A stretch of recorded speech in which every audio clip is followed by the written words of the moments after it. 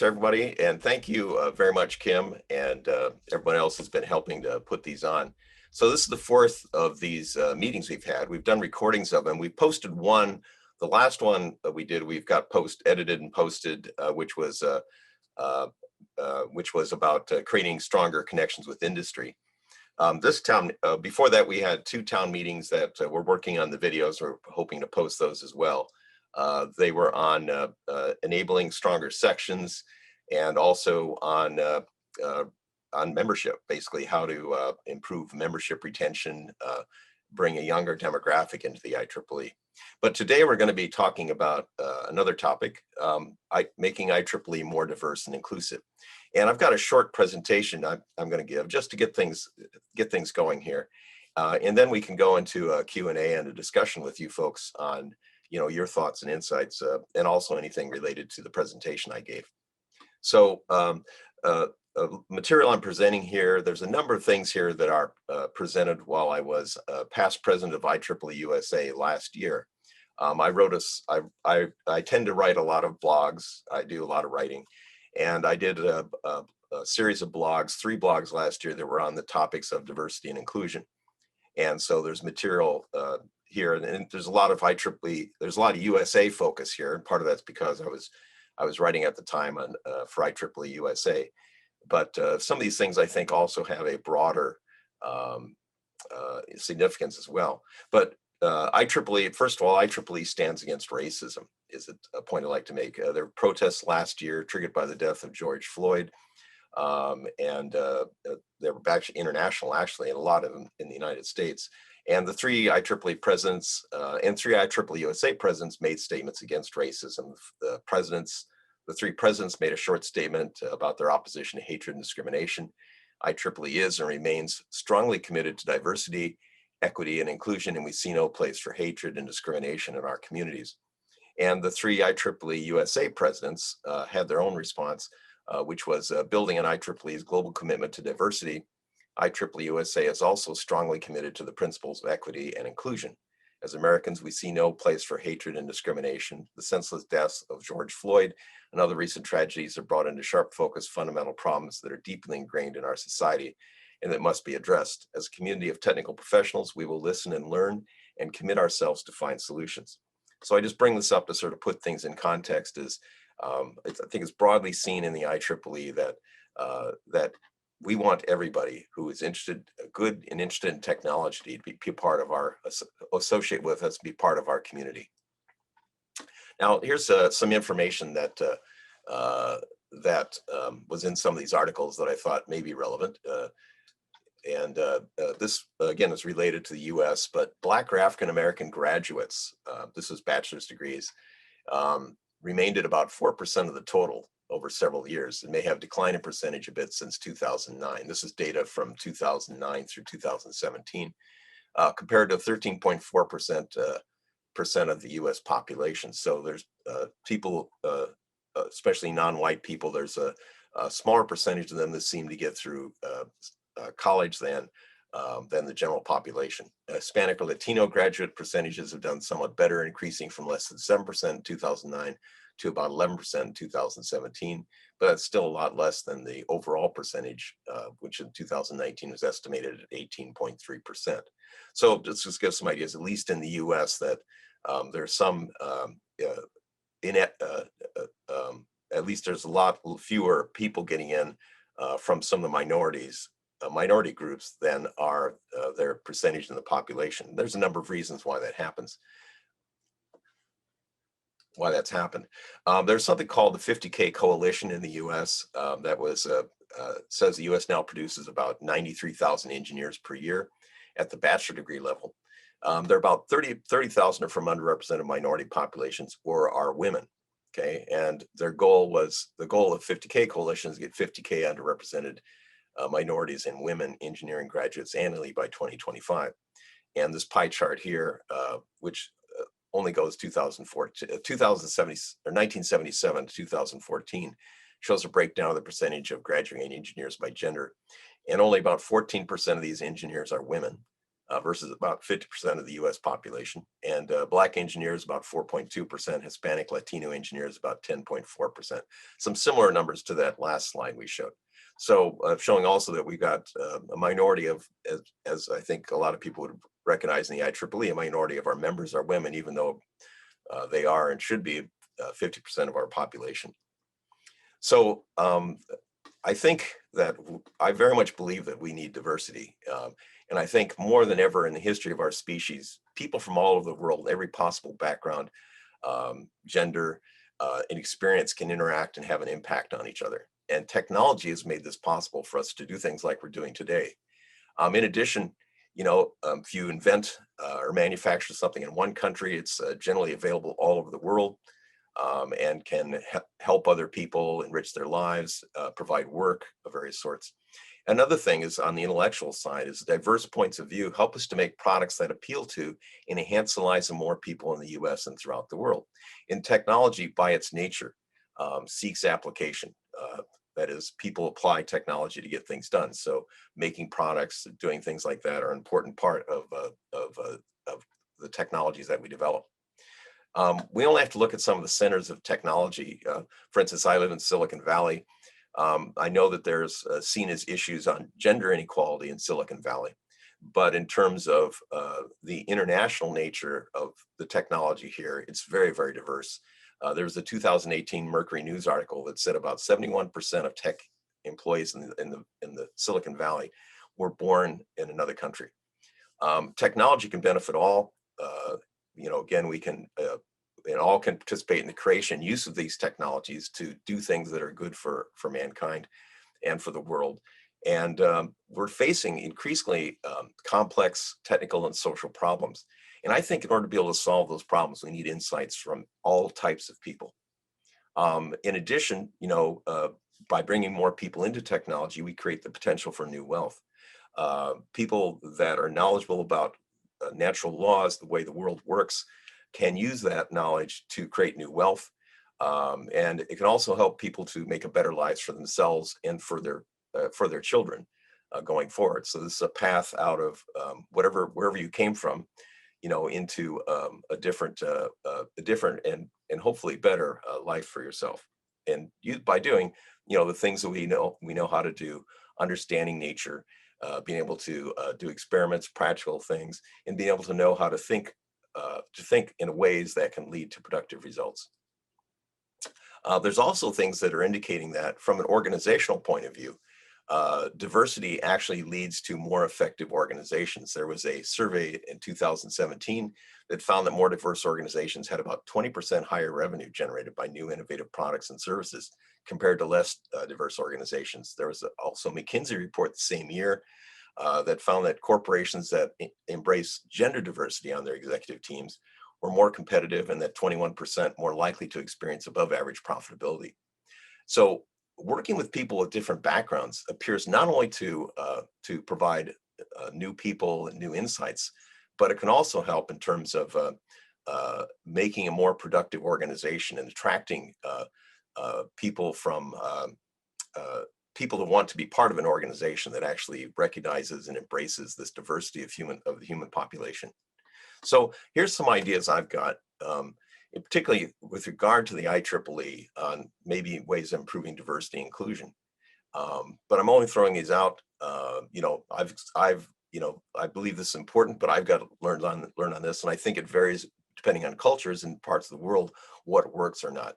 But I think there's some general things we might do to increase our involvement in STEM education, particularly in underrepresented communities. For instance, to get girls interested in technology or giving them the opportunity to learn and encourage them to understand technology and to use it. Work to increase access to interconnectivity, better connections to the internet, which can help people, especially often less wealthy people, for their children to be able to leverage that to better themselves, to learn, to be able to participate with people and make connections they couldn't make otherwise. So technology can help us to bootstrap people climbing up in the world and making things better for themselves.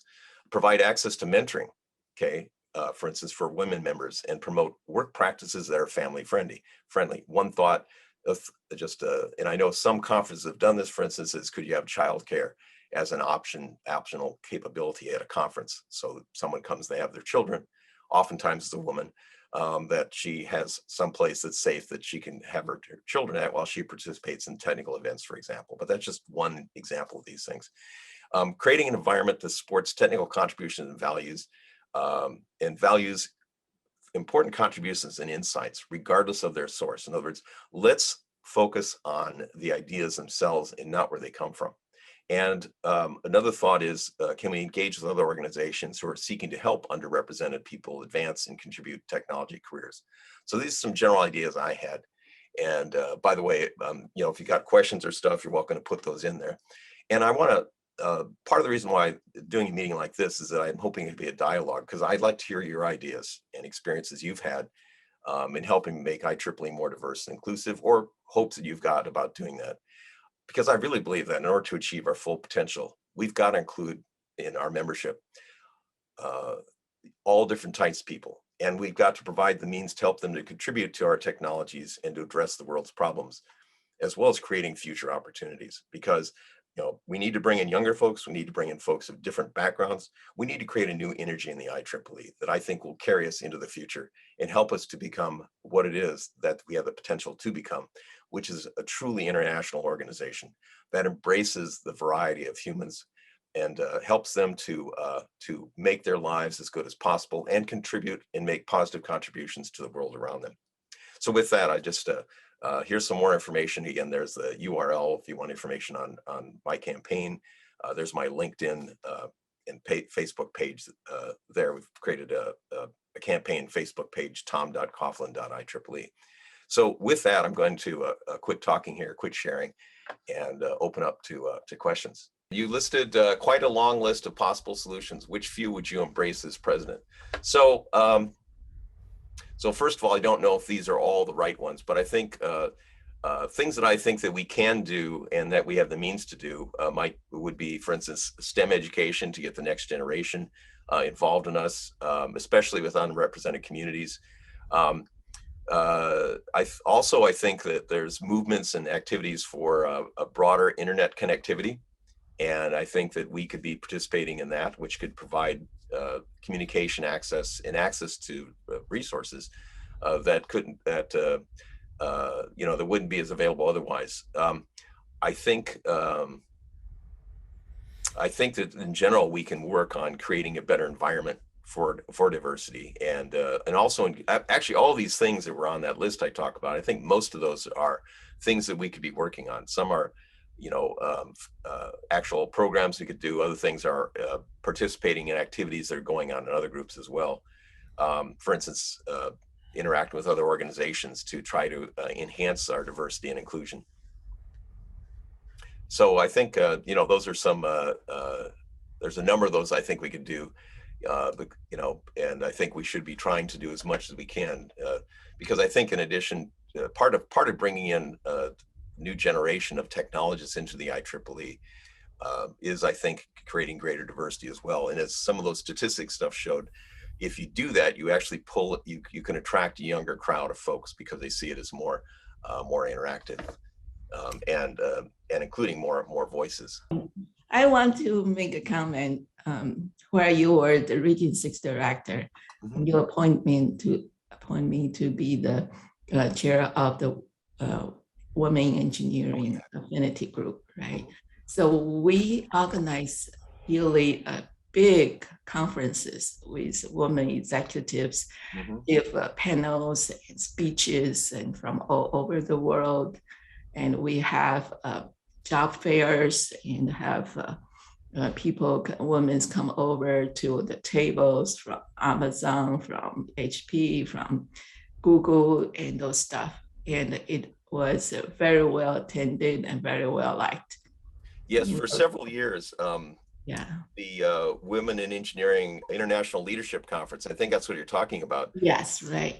Was in the Silicon Valley area. It was in San Francisco a couple years, and then it was down in, I think, 3 years or so down in the San Jose Convention Center. And And those were awesome events. I mean, they were very well attended. They got bigger and bigger each year. Right, And you're right. We had job fairs from a lot of major companies out here right. that, we're interviewing and trying to bring more women into there. So yeah, Well, maybe you can roll that into it because you were there and you yeah, have great deals. And, I was on the panels, I was organizing it with mhm, everybody else. yeah. No, You those, also had a big role in the Maker Faire, which I thought was also very inclusive to bring in all ages, people that are not necessarily in the tech field. that's true. What you're talking about, there's a so the some the folks that started the Maker movement, or Maker magazine, actually came out of Silicon Valley, and I think the earliest Maker Fair was the one in San Mateo. And so we at IEEE, and I actually was, this was when I was one of the officers for the Santa Clara Valley section. We got involved in one of the early ones. We had a booth there and gave things away and engaged with kids and things of that sort. And then just a few years ago, uh, we also got re-engaged with the Maker Faire. I was involved in that, but there are a lot of other people in the section who are driving that as well. So that we had a booth there, exhibits, and we also had some opportunities for speaking and interacting with people. I think it was very rewarding. And you're right, especially here, but I think elsewhere as well. That whole maker movement is just an enormous thing. I really think that we get to that stage of thing, the STEM stuff. IEEE should be engaged with the first competition, the robotics. We should be engaged with maker fairs. We should be a presence at these things. In fact, one of my sons was involved in FIRST Robotics, and ended up going to the world competition. And there were other professional engineering organizations that were represented there, but no booth for IEEE. I think, I make a comment. I oh was yeah, on the board yeah, of the first robotics in okay, Washington State, yeah, and I always put the IEEE not organize IEEE event. oh So good, member come over to our area, mhm, and we serve them lunch and introduce them to various different teams mhm. and those kind of stuff. So we are really, really present in the first robotics when I was serving on their board. That's great. And I know there's a lot of IEEE volunteers who are FIRST Robotics mentors, help the teams and things like that as well in various places. I think it's something that we could expand on at the higher level as well. And actually, when I went to that FIRST Robotics competition, I was saying I noticed IEEE isn't here. This is the big international competition, and how could IEEE get involved? And I was introduced to the person who was had help with those booths and stuffs, and I had some conversation with them. I think that's one of the things I would like to explore is more things that get younger folks engaged and interested in technology, to encourage them, especially for bringing people into it who otherwise would not have exposure to technology. First Robotics example of that, but there's a lot of other maker fairs. There's a lot of other things. I would love to see us more engaged with those. And thank you, Sherry, by the way, for bringing up the WE conferences, because those were very successful. They gave the women that attended a lot of energy, a lot of encourage,ment and some real good role models. And I think that is so important, for us to be able to do for each other, is to help each other to be successful. While gender diversity is doubtless important, there are other aspects to diversity which are important. What ideas do you have in this regard? I think, first of all, it's probably more important to listen than to speak on a lot of these things, because you sort of have to understand what it's like to walk in someone else's shoes to understand the issues for them. Um, I can guess at some things that we might do that would help. I think, but on the other hand, I'd like to hear from the people involved in different cultures. What are the things that they think would be most attractive to them, or be most helpful in terms of opening things up for the broader diversity topic, besides just gender diversity, bringing more people from other areas into it, getting them interested in technology. I can guess that education, that internet connectivity are important. I think we should be working on that and helping on those resources. STEM resources in developing countries, things of that sort.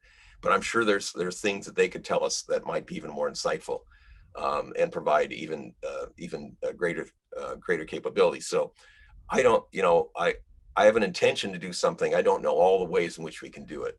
And I don't think I can know without talking to people about it. And that's part of the reason for doing this town hall meeting today, is just to give a idea for insights and to learn things. Okay, so IEEE can work with other engineering organizations to promote STEM efforts in middle and high schools, such as provided by the Silicon Valley Engineering Council. It gives scholarships to local students and encourages programs through the U.S. National Discover E program. However, most IEEE units aren't participating, and in our case, is strongly discouraged. Can this bias be reversed? I think it's important for local sections, IEEE sections, to be involved in activities locally that encourage diversity, but that also encourage interaction of IEEE, with other professional organizations where there are things that are appropriate to work on. And I think that we should be trying to do things at the local level too. So we have things we're doing within our organization, but it's part of a broader thing that's going on around us as well. And so we need to be part of that. We need to be participating in that, and leaders in many regards in a lot of these activities, because we are the largest professional technical organization in the world. Let's see, here's one from Brendan. IEEE USA is advocating greater broadband access both at the national and some places on the state level. Yes, I think even in the United States, there's a lot of places in the United States that do not have good internet connectivity. And I think that IEEE needs to be very much engaged in creating greater internet connectivity resources. Maybe it's things like Starlink, the satellite networks. Maybe it's balloons, maybe it's drone, solar powered drones. There's a number of different approaches could be involved in this, or maybe it's over the power lines, as people have done things like that in the past. But I think greater connectivity is the key to progress in today's world. And for those that don't have it, we need to make it possible. And IEEE should be at the forefront of that activity, I believe. And that's another big collaboration with industry type opportunity. I mean, this is really a public-private kind of partnership opportunity for sure. That's right. Let's see, research published in Organization Science this month showed that employee non-compete agreements discourage within industry, U.S. startups, but for women, the penalty is 15% stronger. What is your position on IEEE advocating for efforts to ban or substantially limit employee non-compete agreements, perhaps mirroring California's longtime ban on non-competes? Well, first of all, I'm in California. The fact that people you can do non-competes in California, but you have to pay someone an awful lot of money for them not to be able to work.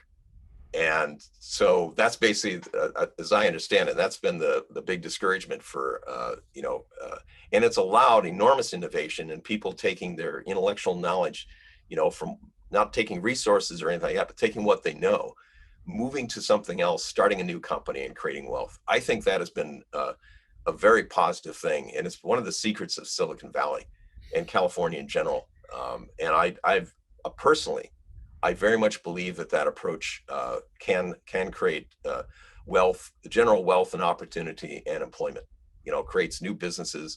And it also keeps people on their toes. It helps organizations. They must remain relevant. They must remain connected. They must continue to innovate in order to be able to stay in a market, especially a market like that. That's characterized a lot of stuff around Silicon Valley. And I think that many other parts of the world could learn from that.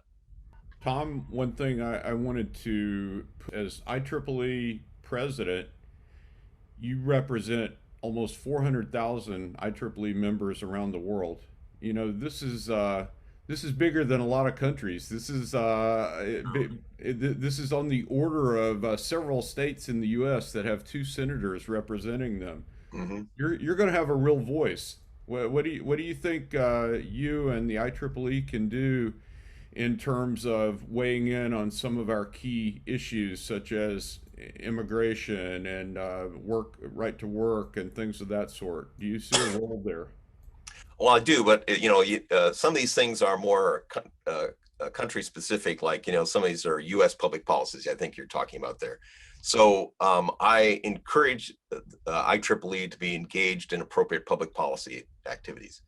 and those might be even things like potentially non-compete agreements even. Right. But they also may be, connectivity, working on connectivity for, throughout the world, and that way you take it beyond just the United States. I think that we should be involved in both. The IEEE does have a role in public policy in various parts of the world, and in general, to the UN and other groups as well. I also think that we have, people from many, many different technological backgrounds here. They're electrical engineers, but they're also computer people. There's physicists. We've even got some biologists, and people like that. We have mechanical engineers, right? I was gonna say, even a couple of mechanical engineers. Even a couple of mechanical right there, engineers. right? We have an enormous number of disciplines that are engaged in this. And IEEE can do things. IEEE can be a voice, a bully pulpit. I've done that, as IEEE USA president, and I've done that Region 6 and in Santa Clara Valley section. I communicate a lot. I write, I give talks, so I'm willing to be a bully pulpit to get things done. But a lot of it also comes into working with other people to make things happen, because even at 400,000 people worldwide, there's a lot more people out there. Sure. And we can encourage, So, we can help, but we can't do it all ourselves. I'm sorry, go ahead, Daniel. yeah, I just wanted to connect to what you were just saying about the diversity and the educational, professional backgrounds of current members. And just, we do have 400,000 members. So what can you tell us about diversity and inclusion within IEEE now? I've seen maps that show, for instance, the percentage of members in different countries and regions. That gives us a flavor. But I think that just within IEEE, we'd like to know more about. I think it'd be interesting to understand more about the diversity that exists, and then to what extent that is represented in, say, the board of directors. A good point. So the IEEE board of directors, they have regional representation. That's the region directors. They also have representation from the societies, from the technical activities. They got these division directors. They're representing divisions, but they may also be representing people from different countries, and oftentimes are. Then you've got other groups, publications, educational activities, and a number of other parties that are represented, which may include geographical folks from different geographies as well.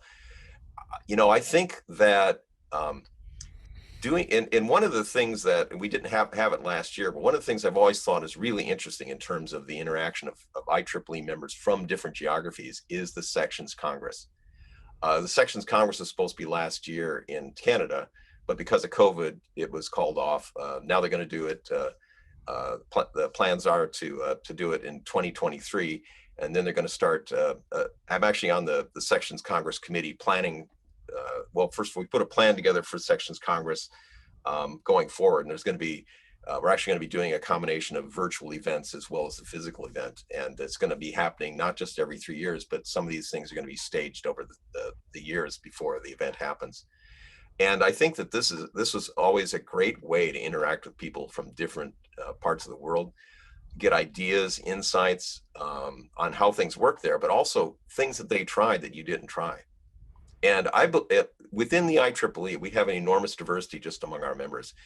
The more opportunities we can have for people to share, to create a sense of, even though we're different, we come from different places, we're part of a community, and to listen and learn from each other and get ideas and try them out, I think it could lead to enormous benefit for us, and be part of bringing more people into our association and interacting with us.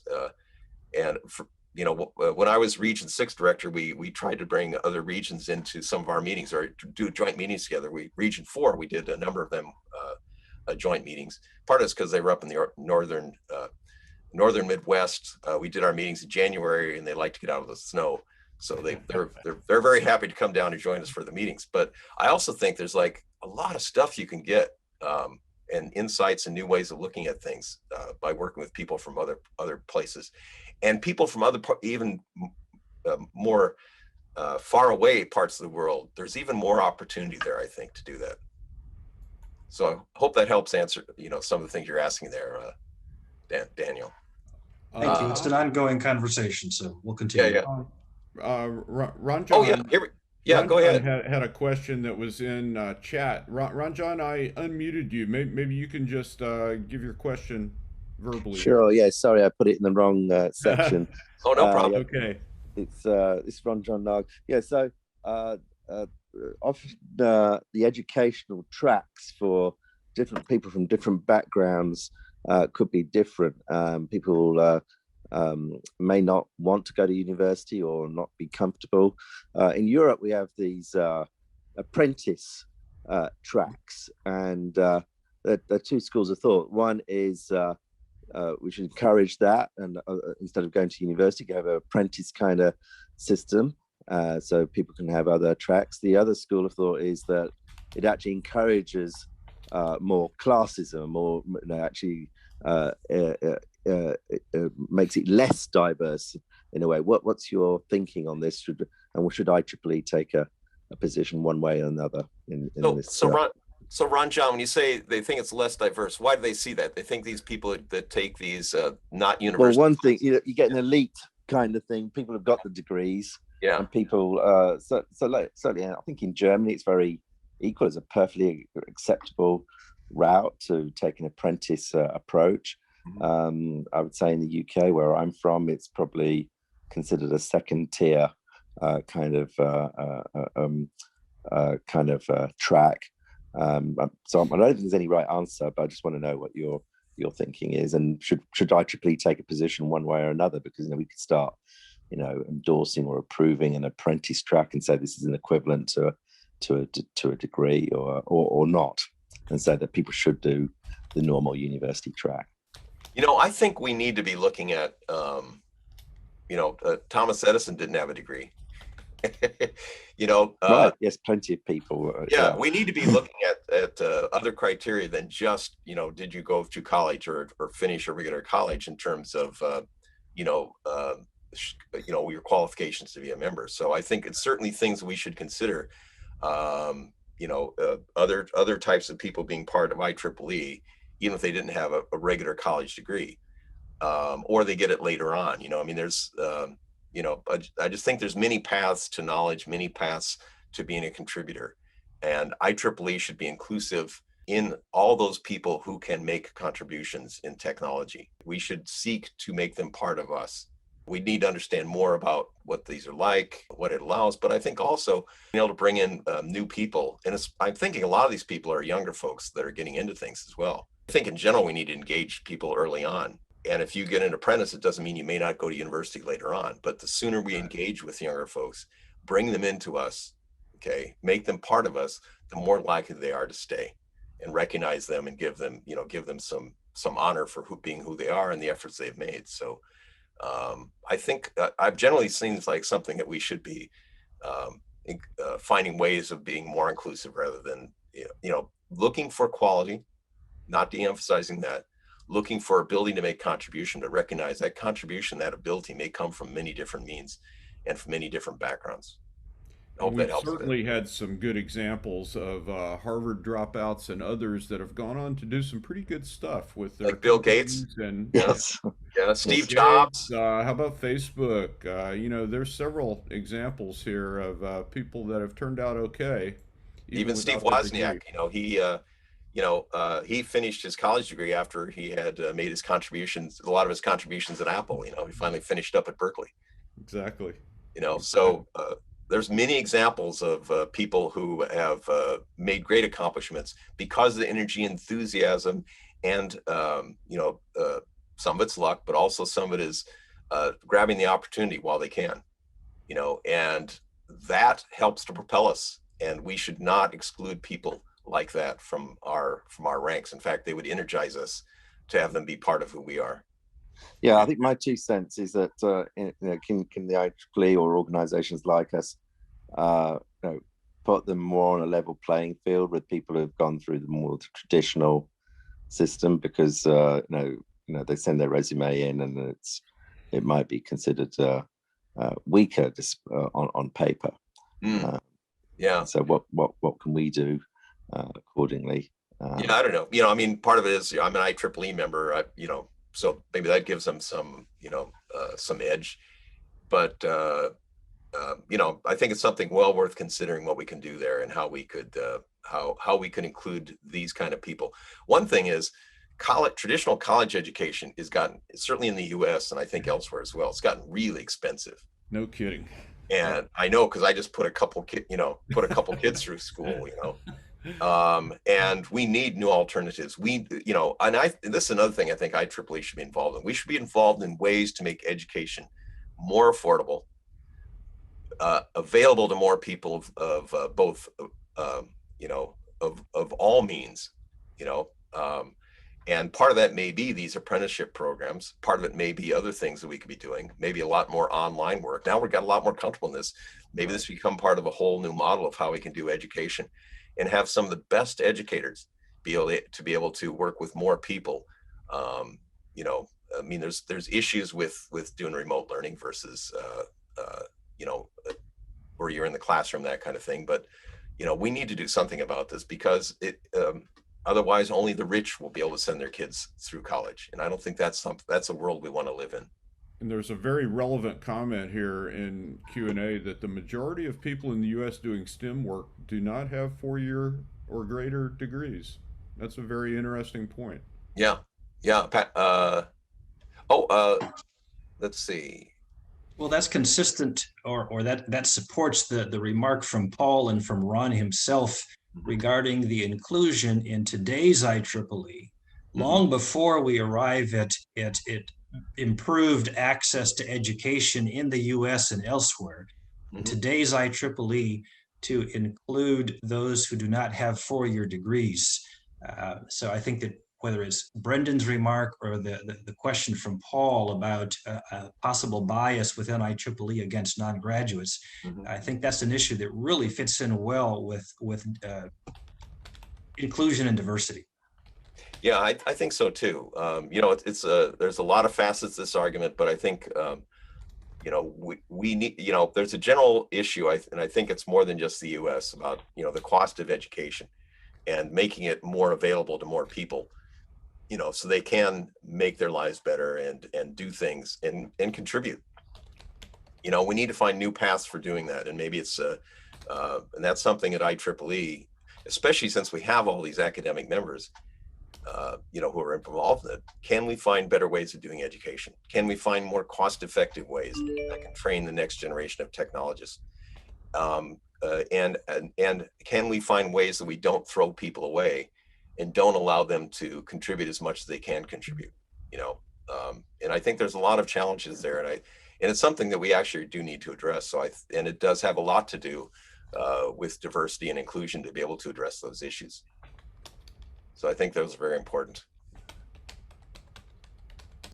I'm putting a few email addresses in the chat panel. Daniel made the very good point. We certainly like to continue these types of discussions after the meeting and in the coming weeks. These are all things that are really important for all of us, for Tom and his campaign in particular. So reach out to us. Tom has blogs and comments that are available through his website, but also we've been really trying to push things out through Facebook and LinkedIn. Feel free to comment and reply there. It actually is very helpful if you reply and like or upvote those things. So I've been actually trying to collect comments I get and suggestions I get from people and putting them in a file.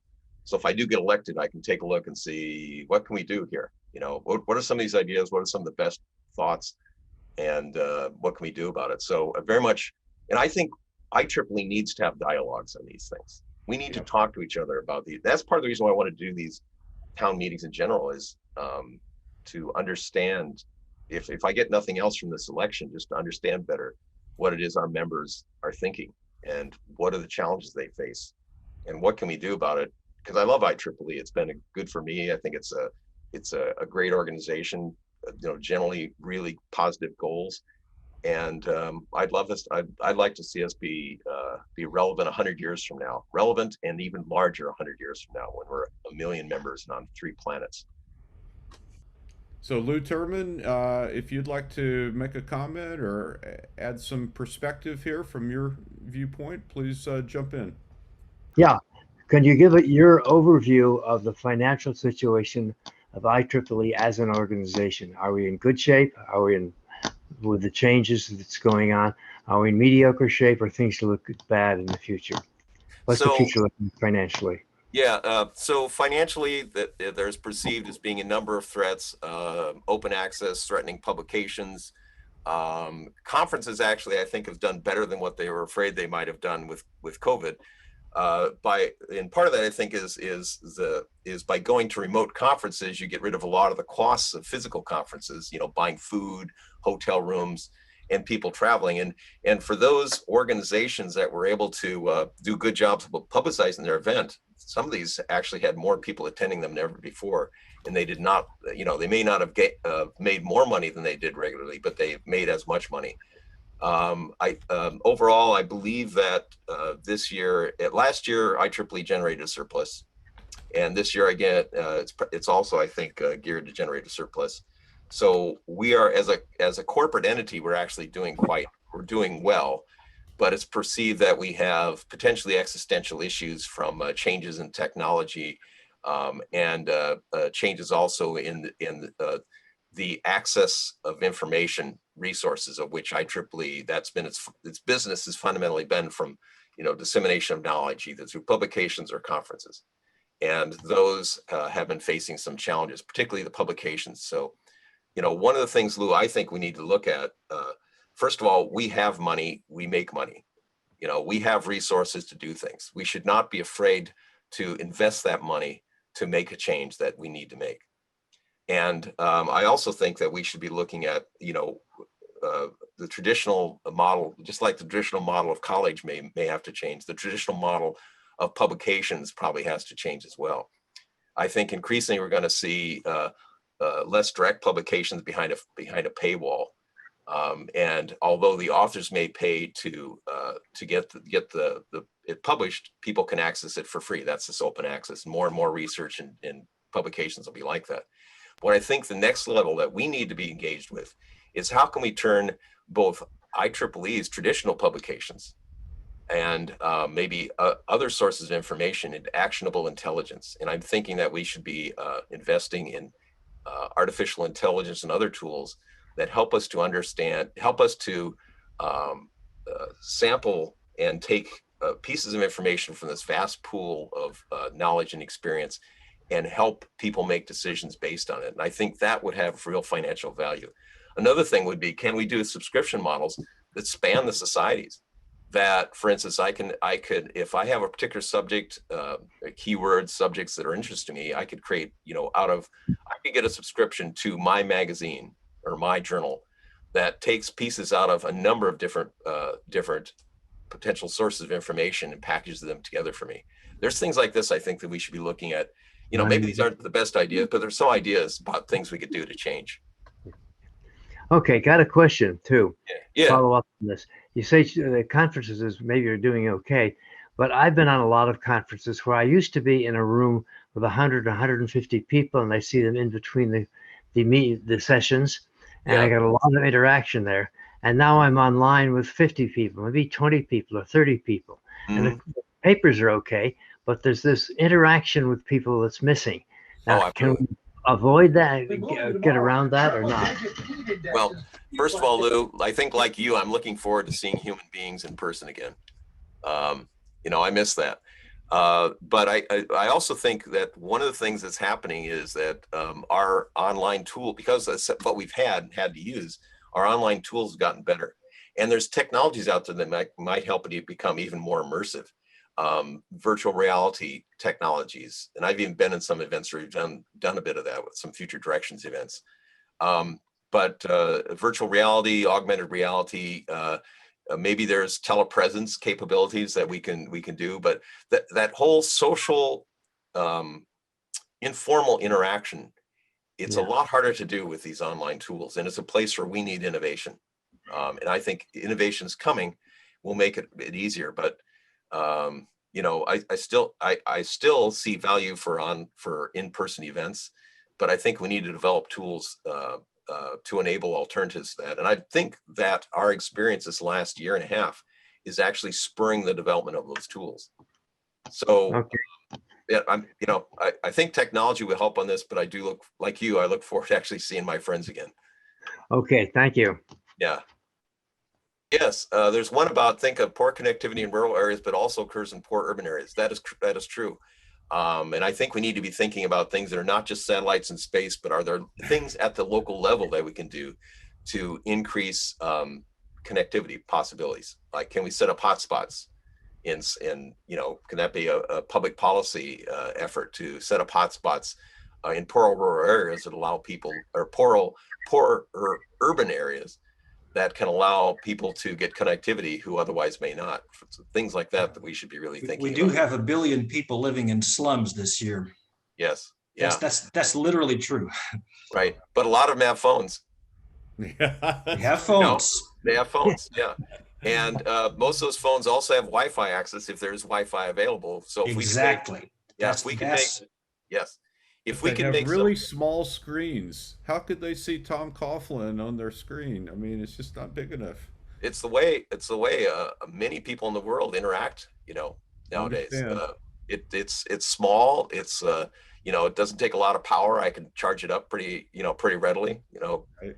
No, all true Yeah. statements for sure. Yeah. Good friends of mine left the U.S. for Norway, partly because they're middle class and college is so expensive. In Norway, once they gain citizenship, their 2 girls will get a free college education. But yeah, I mean, people are doing things like this. I mean, it's not a majority, but there are people doing things like this in order to try to get their kids advantages that they can. But we need to do more, I think, in terms of maybe the technological capabilities again, that can help to make other possibilities for education than what we've been doing traditionally. Curveball. Most people perceive a coin to have 2 sides. However, there's a third side of the coin that is common ground between the other 2 sides. He's talking about the edge. How do you suggest that we build common ground with less progressive-minded individuals such that we can decrease the divide and produce holistic goals? So I think one of the most important things in any conversation is to have the right ratio of listening to talking. And I've been doing too much of the talking. But I really believe that when you're trying to work with folks and figure out, when you want to get someone to understand your point of view, you need to understand their point of view.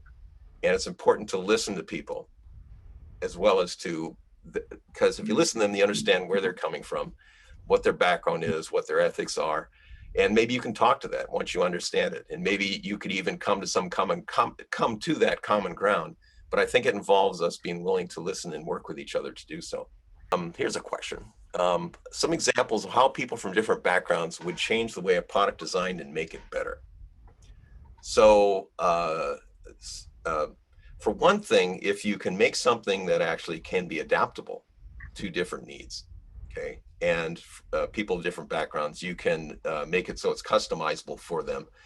So just knowing part of it when you do product design, you have to understand your customer, right? If you're going to be successful. And so understanding how people would use something, how they might use it differently in different cultures. For instance, do they have regular power outlets to charge something, or do they have to go to some place where they can find electricity to charge? If you're dealing with certain markets, those are some of the things to think about. And so creating capabilities that can enable that. And one of the interesting things about technology, and especially with a lot of embedded electronic technology, is you can build a lot of functions into a chip. Like ASICs, this is common in ASICs, a lot of different functionality in them that may be used by one party or another, okay? But that if you have these things potentially built into something, you can have the capability of people being able to access it. Now you have to balance that against the complexity of the thing you're making. So it has to be fairly straightforward on how to do this. But having diverse viewpoints into designing things and understanding people's needs and trying to match those, is something that I think is very important. And it's important for development of products in industry, but it's also important, I think, for what IEEE does. And for instance, understanding that there's going to be more and more people who can't afford to go to college. but they're still trying to seek for this education. Can we provide those resources? Can we be part of that solution? Can they then be part of our community? You know, and those are things I think we can think about. You know, the product analogy in industry, we can take that into what are our IEEE products, including the people and the ability we have of helping our people to become better at what they do, or to hone their skills in what they do. And part of that is the education side of it. And I think that we could be part of addressing some of those needs. I want to bring back to one point that you raised before about gender diversity. You know, there was several of my attorney friends have pointed out that the ABA Journal recently wrote a very tone-deaf article about how women having children and families will limit their career potential. And as you might guess, there was a lot of backlash against that by women who were attorneys and very successfully pursuing both of those things. What do you think? Do you see the same thing within the technology arena, within IEEE, but within also the type of tech companies that are a part of IEEE? Yeah, I think there's this whole issue of you know, how because women aren't the only people that have families; men do too. You know, and creating environments or encouraging environments that are friendly for people with families, first of all, is going to help us to have more humans, and better humans.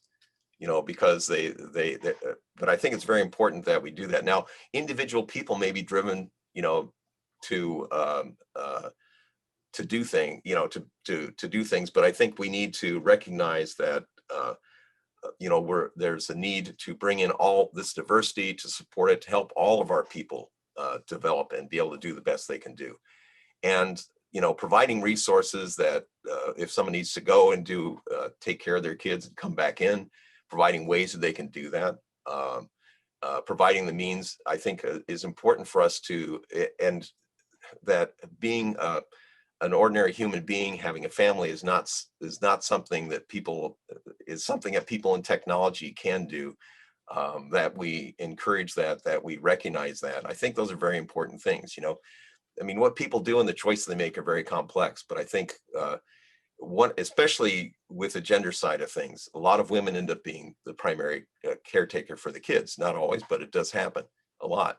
And we need to recognize that. We need to create capabilities that they can both be mothers or fathers, you know, for that matter, but also pursue a career, you know, and part of that is what can you do that fits in with that? How can you be productive? What are new tools we can create that make that possible? And one of the things that's going to be interesting out of all this is that there's a lot of companies now, after people were working remotely for a year and a half, that are talking about more people spending more time at home. And that may fit in with you know, a more family-friendly environment potentially. So it's going to be interesting to see what you know, what develops out of that, and how technology might provide the tools as it develops more and more in terms of these webinar communication capabilities, that we can do more things remotely and less things that take us away from our families. At the same time, still having this possibility of having the human interactions like we like to have, and ideally being able to have physical human interactions as well. We faced very interesting times, a very interesting experience we just went through. We used technology to help us get through it. It wasn't ideal. A lot of us missed that human interaction we had, but maybe it's going to show us some new paths for providing capabilities that can help more people to advance themselves and be contributors. So I think we're about probably at the top of the hour, unless there's more questions. Might want to wrap it.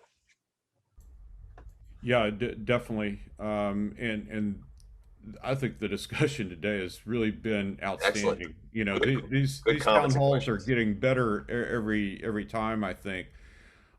We do want to work on getting recordings available from others. As Tom said at the beginning, Town Hall number 3 is on.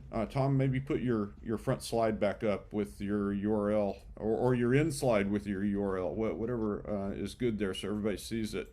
So Exactly. or the end slide has actually got, it's got more stuff on it. Can you see Yeah, that?